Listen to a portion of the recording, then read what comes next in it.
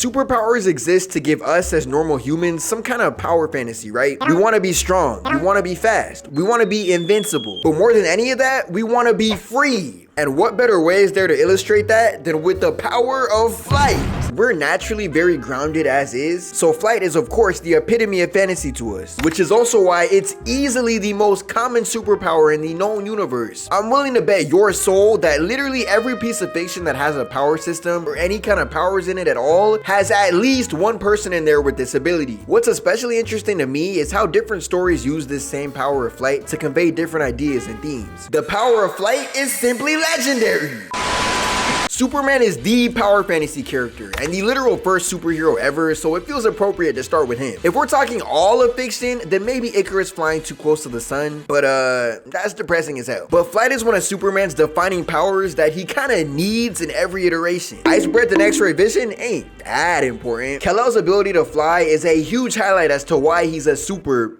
He foregoes one of the biggest human limitations with this power, which is kind of beautiful because his mind and his heart are so human. More human than a lot of literal humans that we see in real life. The DCU Superman is just such a beautiful example of how big this Kryptonian's heart is versus Lex Luthor and Gurkos. Bro, those are literal demons in human flesh, and then you look at an actual alien who's not of this planet, and their heart bigger than most of our hearts. That's beautiful. I don't know what the science behind his flight is versus other characters though. Like, I don't know if it's just him being immune to Earth's gravity or what, but that can't be all the way true because we literally see the effects of gravity on this man all the time. I love that Viltrumites have a biologically explained reason for flight though. I remember Nolan saying in Invincible's first episode that it has something to do with Viltrumites being able to create their own leverage, whatever that means. Science and fiction mixing together, sci-fi, it's always gonna be a little bit like head scratch, I'm confused here, but the fact that they try to make it work is kind of fun to me, I'm not gonna lie. I don't need them to do that, but it's fun when they do. I don't need to actually know why Superman is able to fly and what the science is with him and Earth's gravity. I don't need that. It's just fun to have an explanation for the Viltrumites, right? Superman is a Superman, dog. Why the f can he do anything that he can do? Why are his retinas able to, like, I don't know, see through my clothes? You feel me? We don't actually need an explanation for any of that. It's just neat when we get a little bit of science in there. The science almost never makes sense, but that's why it's fiction. You feel me? I think the coolest thing about Viltrumites being able to like create their own leverage is that like they could really just choose whatever pose they want to fly in. You could just float freely. I think there's no way we talk about the power of flight and we ignore the godfather of shonen himself, Son Goku! Flight in Dragon Ball is something that everybody is capable of through the power of ki control. Symbolically for Goku though, being able to fly is a huge signifier of growth as a martial artist and in his general development, which sound kind of crazy. But for the entire first half of Dragon Ball, Goku didn't just auto know how to fly. He was always doing the craziest super jumps known to mankind, but he ain't really start flying till like right before Z. Goku was using the flying Nimbus before that. Shout out my GOAT. Look, I think Goku being able to fly is beautiful, but aesthetically, flying Nimbus! Goated. I love the flying Nimbus. I just think it's so cool that we had this character who traversed the entire world on a literal cloud that was sentient and then the died and came back. Yo, in Dragon Ball, any can come back.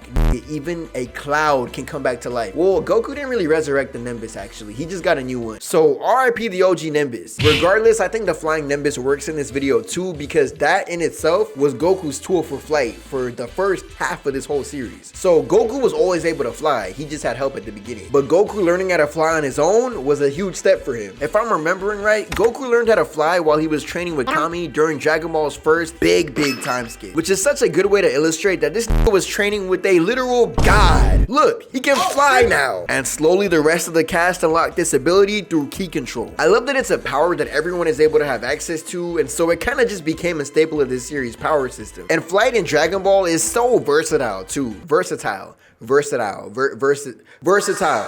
can do a lot of shit. It's got combat uses, travel uses, stealth uses. I loved watching Gohan teach Videl how to use this power so much because she's literally the perfect example that anybody can do this if they train their body to manipulate their life energy. You too can fly if you just learn how to manipulate your ki. Watch me start flying next video. I already did the Nen test on camera, so look, niggas can really like test me. You know what I'm saying? Niggas can really test me. Dragon Ball is very good at escalation. So it was so fire seeing how and when Goku slowly unlocked the power to fly.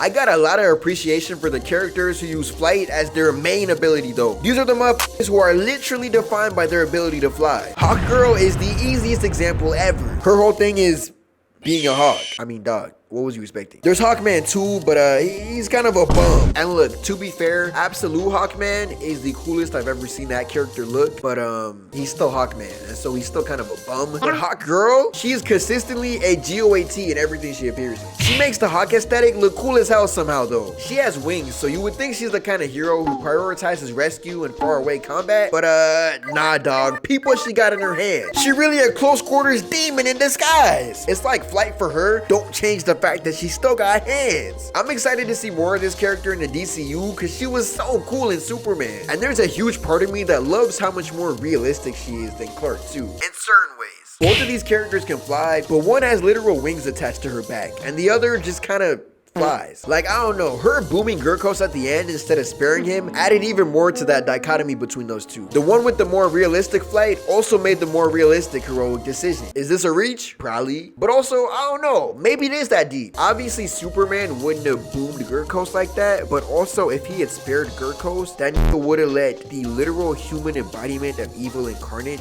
live. I'm not gonna lie, some of these villains need to get boomed, packed up, fried, taken off the map. Some of these villains gotta go. In real life too. Who said that? Who said that? Whoa. If we're talking some flying legends though, there's also of course the flying X-Men, Angel/Archangel. He's another character whose whole thing is flight, but because he's a mutant, he probably has super complicated feelings around this ability, which is especially heartbreaking because the power of flight is literally our ultimate fantasy. This was made to believe that he's a freak for having angelic wings, and I'm pretty sure he tries clipping his own wings in certain stories too. There's a super sad allegory in there that probably applies to a lot of us. Do not let them clip your wings. Fly! I feel like I hear more about him being Archangel than regular Angel though. After crazy apocalypse shenanigans, Warren gets metal wings and a super metal personality. He be weaponizing the f out of his wings as Archangel though. I refuse to get hit by these, dog. I'm not surviving a metal feather to the chest. He showed up at the end of the X-Men 97 season 2 trailer, so it's gonna be neat seeing him in that. Regardless, this is a founding X-Men though, so he at least need a little respect. Come on. But moving back into the world of anime though, we gotta show Hawk some love as an iconic flyer. I feel like he was nerfed for most of this series, but the few times that we got to see him use his flight was beautiful. He has control over each of his individual feathers and can move them freely however he pleases. So we literally got individual flight on each feather, and he can use them as swords too? This motherfucker is too cool. I'm sorry, but this is easily the coolest use of Hawk-based abilities in all of fiction. Oh my goodness. This gotta be the most creative use of flight I've ever seen too, because he's got a lot of limitations on his quirk too. Like, he has to keep track of how many feathers he's used. And of course, his personal flight gets worse and worse the more feathers he has deployed too. And then straight up losing feathers is another thing that can happen, which means he's just fried for a long ass time. Horikoshi literally made a character so tough that he said, dog, I have to nerf you. You will literally be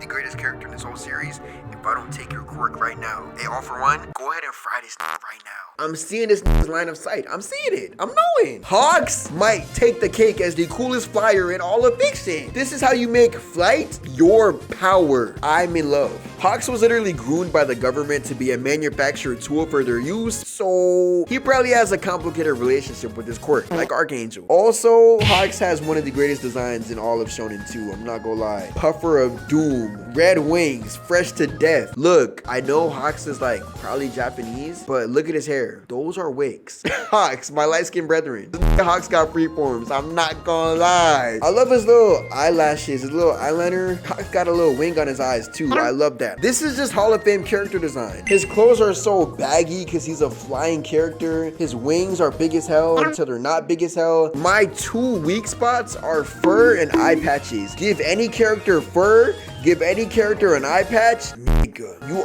already a contender for GOAT. in my eyes. I think because the power of flight is so common, it's easy for us to take it for granted and also easy to make it boring. So seeing a character like Hawks flex this level of creativity with the literal most common power in fiction is so fire to me. I've never seen Saint Seiya, but if I'm not mistaken, that series' whole power system is based on flight, so I'm 1,000,000% sure they got some flying goats in there too. This series has kind of always been in my periphery, but there's just always too much shit to watch. There are literally millions and millions of flying characters we could talk about here, but I think these guys show how the power of flight has kind of evolved in storytelling, which is mad interesting. Like literally as we speak, I am thinking of more and more characters, but look, maybe, just maybe, we save that for a part 2. I don't know. List videos tend to not do well on this channel, so who knows? But I ain't gonna lie, part 2? You feel me? Part 2? This is still making flight super interesting to this day, which I love to see. Make a character's only power flight and see what they do with that. That's legendary. This power is always gonna be so cool to me because we would all want to fly if given the chance, right? I don't know about you, but if my only superpower was flight,